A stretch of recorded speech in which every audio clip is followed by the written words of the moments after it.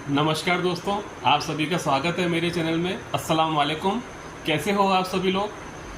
दोस्तों, इससे पिछला जो मेरा वीडियो था उसमें मैंने कुरान के बारे में आपको बताना और समझाना स्टार्ट किया है। दोस्तों, जैसा कि आप सभी को मालूम है कि कुरान जो है इस्लाम धर्म का बहुत ही पवित्र और धार्मिक ग्रंथ है। इसको अरबी भाषा में लिखा गया था दोस्तों, आप सभी को मालूम है। लेकिन क्या होता है, अरबी भाषा बहुत ही कम लोगों को आती है, तो इसको समझने में और पढ़ने में बहुत ही दिक्कतें आती हैं। तो इसको अगर हिंदी में अनुवाद आपको सुनेंगे या समझेंगे हिंदी में, तो आपको बड़ा अच्छे से समझ में आएगा। दोस्तों, कुरान को मैंने समझाना हिंदी में स्टार्ट किया है, जिसको मैं पूरा अंत तक आपको बताऊंगा कि कुरान आखिर क्यों लिखा गया, कुरान में क्या लिखा गया है। बेसिकली कुरान एक शिक्षा है मनुष्य को अच्छे कर्मों पर चलने की, जो राह दिखाती है।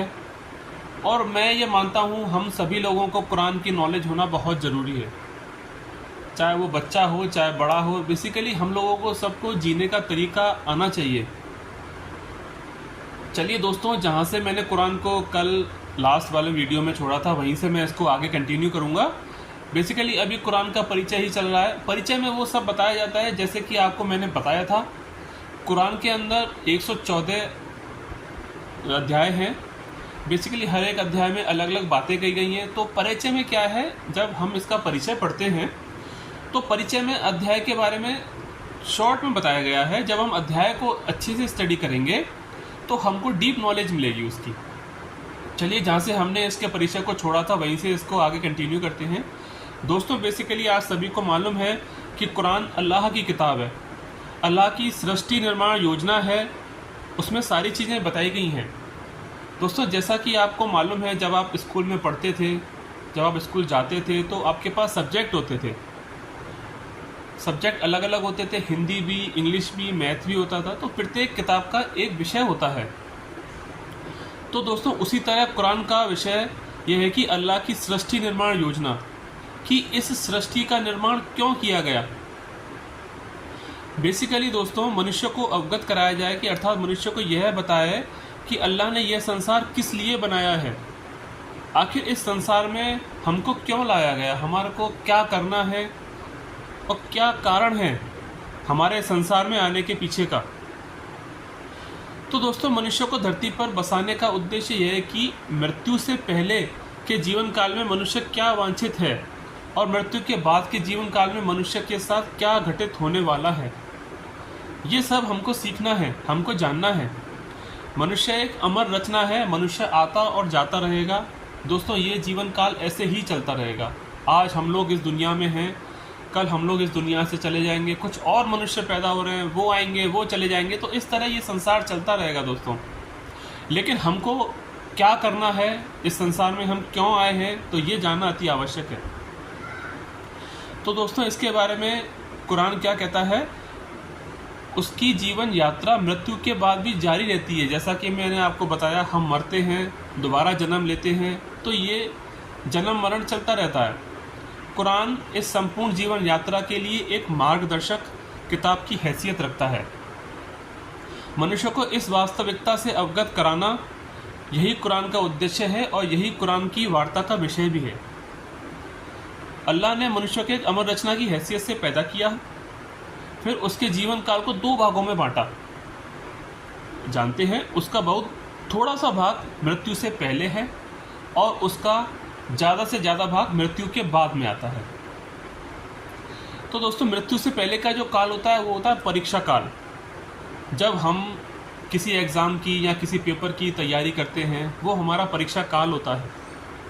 हम क्या तैयारी कर रहे हैं, हम क्या लिख रहे हैं उसमें।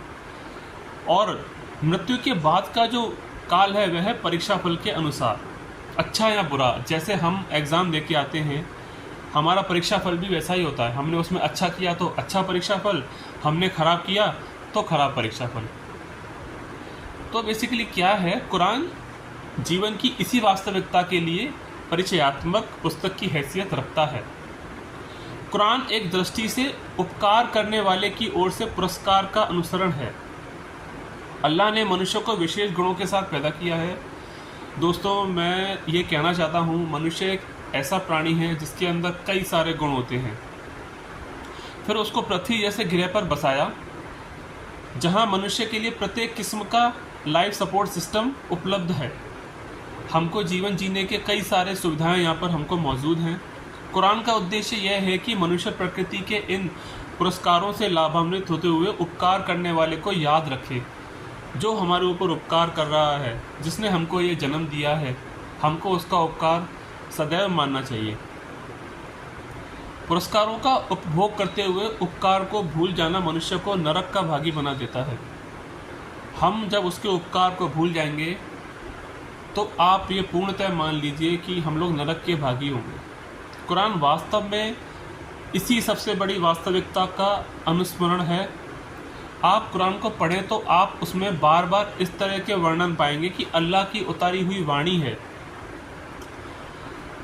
इस तरह से दोस्तों कुरान के अंदर अल्लाह ने जीवन जीने का तरीका बताया है कि हम किस तरह एक अच्छे इंसान के तरह जीवन जी सकते हैं और हमको गलत कामों से दूर रहना है। कुरान की शैली भी एक अनोखी शैली है।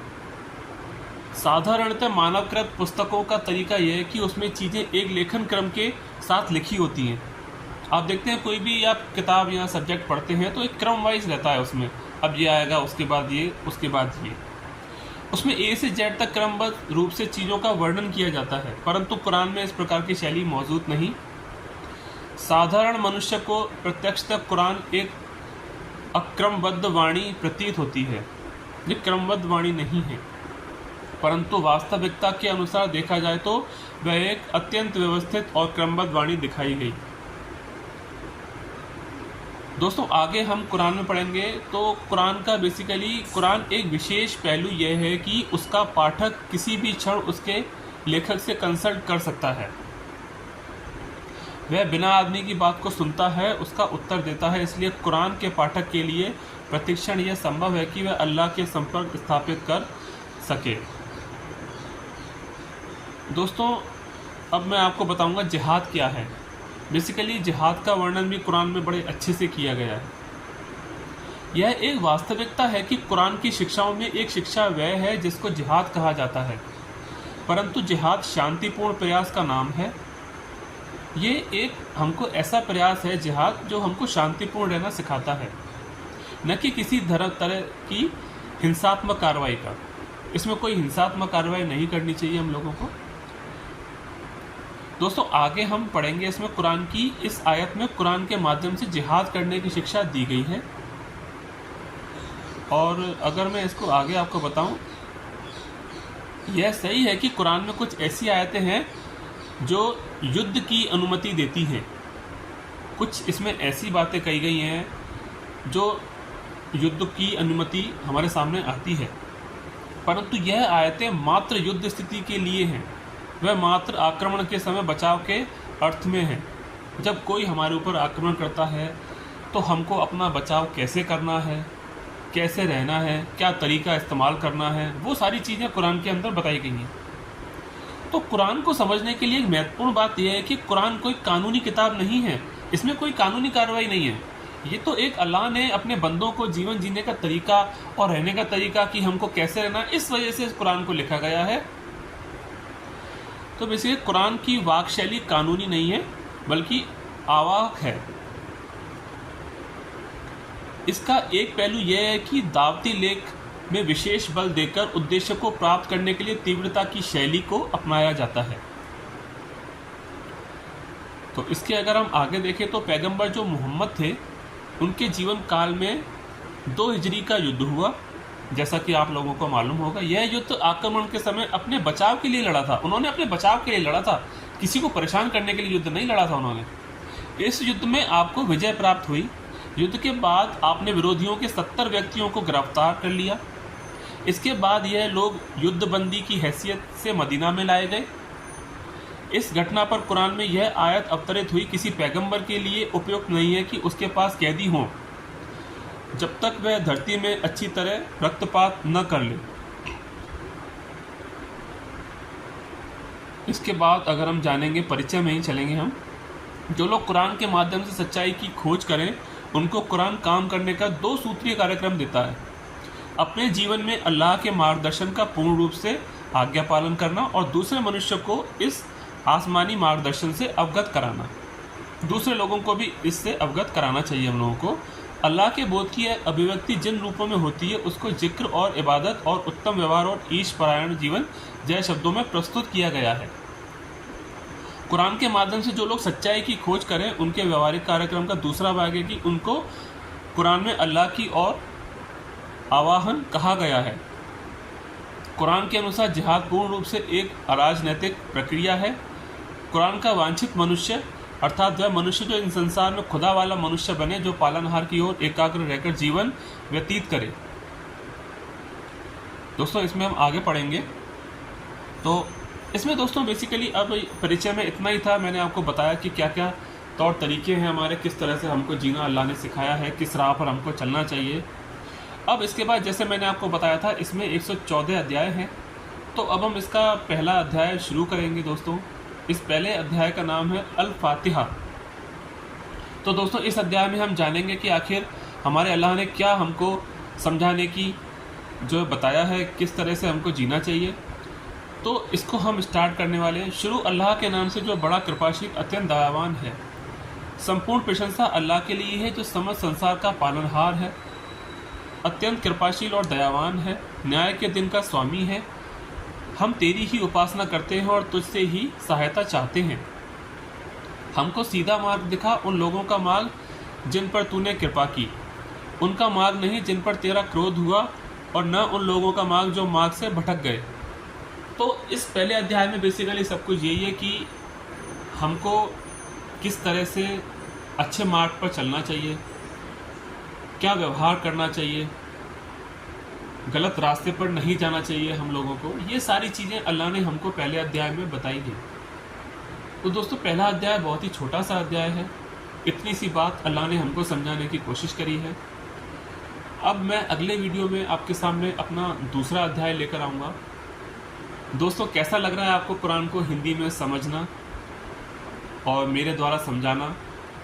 अगर आपको अच्छा लग रहा है तो कमेंट बॉक्स में ज़रूर मुझे कमेंट करके बताइएगा, क्योंकि मैं आगे भी इस तरह के जो इसमें अध्याय हैं 114 एक एक करके आपने सामने लाता रहूँगा। तो दोस्तों बेसिकली हम लोगों को जीवन जीने का तरीका, अपने बच्चों को जीवन जीने का तरीका सिखाना चाहिए, जो राह से ना भटकें, सच्चे मार्ग पर चलें। किसी के साथ हम ये कोशिश करें कि हमारे द्वारा किसी के साथ कभी भी कुछ गलत ना हो, क्योंकि दोस्तों जाने अनजाने में बहुत सारी चीज़ें ऐसी हो जाती हैं जो हमको ख़राब नहीं लगती हैं लेकिन सामने वाले के लिए वो गलत होती हैं। तो हमारी कोशिश यही होनी चाहिए कि बेसिकली हमारे द्वारा कुछ भी गलत ना हो, और जब हम ये सभी लोग सोच लेंगे ऐसा तो कभी दुनिया में कुछ गलत होगा ही नहीं दोस्तों। तो इस तरह अल्लाह ने हमको सारी चीज़ें बताई हैं। अभी आगे भी अल्लाह ने बहुत कुछ इसमें बताया है दोस्तों। अब बस मेरी अल्लाह से यही है विनती है, यही प्रार्थना है अल्लाह से कि हमको सद्बुद्धि प्रदान करे और हम अच्छे से जीवन जिए, कभी किसी के संग दुर्व्यवहार ना करें। तो इसी के साथ ही दोस्तों मेरा आज का ये वीडियो समाप्त होता है। अल्लाह हाफिज़।